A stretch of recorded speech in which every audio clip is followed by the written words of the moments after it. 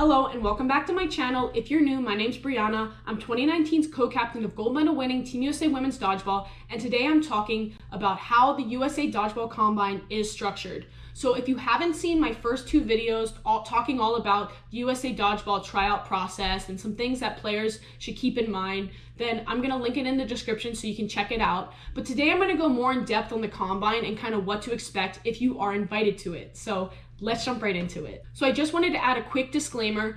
This upcoming year in 2022 will be the first Worlds where they're actually going to feature foam and cloth. In past years, the WDBF has been foam only. However, they've partnered with another organization that used to only do cloth. And so for this first inaugural year, we're going to have both offered. And so the Combine, while I think the structure for the cloth tryout will overall be the same to the foam, this is based off the foam tryout of years past. And now, of course, if anything gets updated, I will definitely do an updated video, especially if cloth is going to be different. I'll definitely update you on how the cloth is going to go down. So a few weeks before the Combine, USA Dodgeball will send out letters for everyone who is invited to the Combine. Now, throughout the year and throughout tournaments, the scouts will be there scouting different players and deciding ultimately the top, usually around 40 players that they're going to invite to the Combine. And in past years, this Combine has been in Dallas because it's a central location, it's easy to fly into, and you show up and the Combine runs for one full day. So on the day of the Combine, the gyms usually open about an hour before the Combine starts. Gives you plenty of time to get there, stretch, warm up, and do anything you need to do pre the Combine tryout process. So when it's time to start the Combine, they actually separate us. So there's 6 courts in this gym and the divider between, so there's 3 and 3. So the men go to one side and do their tryout and the women go to another. And overall, the tryout is essentially the same for both men and women's, but they separate it because you have a women's and a men's team. So you have 3 courts to work with, and 2 of them are usually designated for scrimmaging, and 1 of them is designated for the drills. So I'm going to kind of break down the scrimmaging first, and then I'll talk about the drills.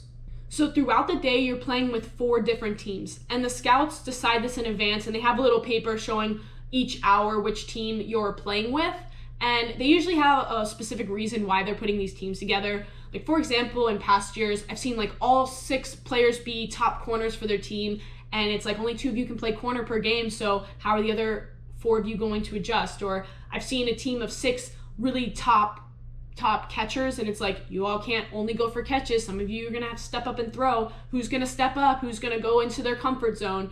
That's kind of showing them who's more versatile, who can do more than just that one thing they're known for. And it gives a scout an idea of who they want to like take from those sort of groups, you know? And so the idea is that you're basically playing, there's 6 teams because you're inviting about 40. So you have about 6 teams that are all playing throughout this hour. So you usually have 2 sits.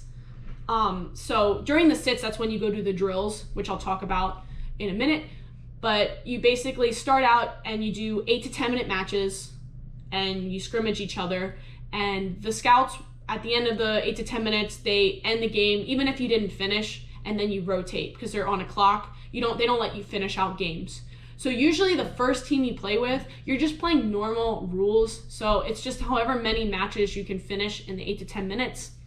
And the next team you play with, what usually happens is you play normal, and then at a random point in the game, whoever's watching the game, whatever scout or coach is over there, they'll stop the game and say no blocking. And usually they wait for like a interesting scenario, like maybe a 1v3 or 2v2, and they'll switch it to no blocking to see how you adapt to the no blocking. Because again, like I've talked about in past videos about the tryout process in Worlds, the no blocking games are super important, so they need to make sure you can play well at no blocking.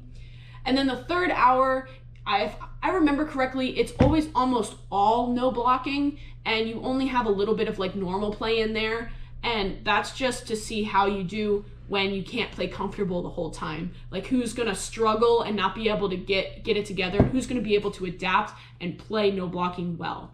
And then the very last team you play with, you're actually playing a full 40-minute game, 20-minute halves with sudden death, like you would at WDBF World Dodgeball Championships. And usually that last team, you're actually using all 3 courts, so all 6 teams are playing at one time, and they decide your team and they decide who you're playing against. I'm sure they have a rhyme or reason why they do that. And then that's the end of the scrimmaging. That's usually the end of the day. You end with that 40-minute match. So let's talk about the drills. So again, like I kind of said before, you rotate each 8 to 10 minutes, and there's usually 2 times where you're sitting because you only have 2 courts that are scrimmaging the first couple hours. So during those sits, you're supposed to go over and do whatever drill they have set up. So usually you do the drill once, and then during the second sit, if you so choose, you could attempt to do the drill a second or a third time if you feel like the first time you didn't do as well. So during the different hours, you have different drills.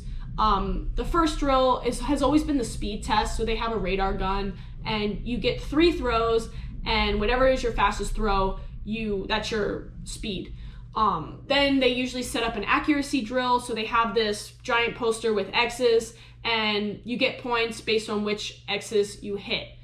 And then actually in between scrimmaging, so usually there's a little bit of a break before you switch your team in between the hours, and they set up, in the past they've set up a opening rush drill where they have everybody go rush to the line, and they time how fast you get to the ball and how fast you get the ball into the other person's hand.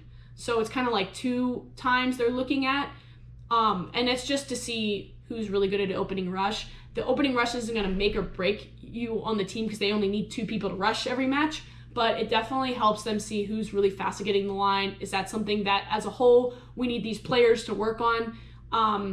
Then they also have done this like defensive drill. So you kind of throw the ball, and it's all about how fast can you retreat to the designated cone. Then you do a quick side shuffle to the next cone, and then how quickly can you charge to the line and throw a ball. So that's a good defensive drill that they test you on. And essentially throughout the day, once everyone goes at least once, they switch to the next drill. So it's not always every hour.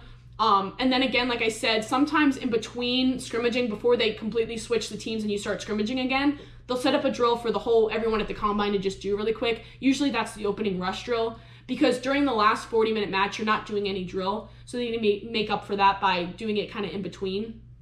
And so usually you have enough time to do it twice though. And a lot of people like to do it a second time just to see if they can beat their first score.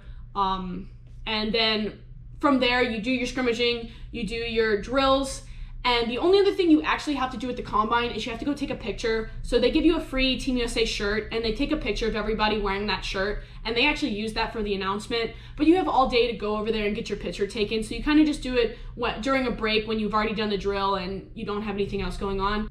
So that's pretty much it for the combine. At the end of the combine, after everyone who was playing leaves, the coaches and scouts actually meet in a separate room in like an office at the gym, and they discuss what they're thinking. And usually by the time they leave that, they have a basic idea of who they want for the team. They might not have the team fully selected by then, but they have a pretty good idea. And then within 2 to 3 weeks, they announce who's on the team. So when all this is happening, you usually have it broken down where you have 2 scouts and or coaches per court for the scrimmaging, and then you have 1 helping out with the drills. Sometimes they're rotating who's where, but they're always watching what's going on. And then they're not reffing you either. They're not telling you if someone's out or someone's not out. It's up to you to be on the honor system and call yourself out if you think you're out. Or if it's close, a lot of times it's just a safer bet. Just go out in that case because you don't have refs. And so they're watching you, how you're performing when you're scrimmaging. You have to remember, usually before the combine, you're playing with your team that you travel with all across the country, right? So you're comfortable, you already have a groove. What do you do when you get thrown on a team where you don't really know anybody? Because the Team USA is probably not going to be your entire, team that you play with all the time. So you need to be able to play with people you're not as comfortable with. So how do you perform at the combine on those various random teams? Do you play well at the combine under pressure, or are you not playing as well as you normally do? Because again, at this point, everyone who's invited in the scouts' minds are good enough to make the team. So at that point, if you crumble under the pressure of the combine, you really hurt your chances of making the team, because all these other players are just as good or better than you, and if they're playing well at the combine, well, the scouts are going to pick the players that can play well under pressure, because Worlds is full of pressure, you know? So the scouts are kind of watching how everything goes down, and then they use the drills as like the basic like stat numbers, and from there that helps them make their decision. I hope this video gave you a little bit more information about the combine that maybe you didn't already know, whether you're from the US and you've just never been invited before, you're from another country and you were curious about the structure. I hope this video, you found it interesting. If you did enjoy it, please give it a like and subscribe to my channel, and drop a comment with any other dodgeball topics you'd like me to cover, and I'll see you guys next week.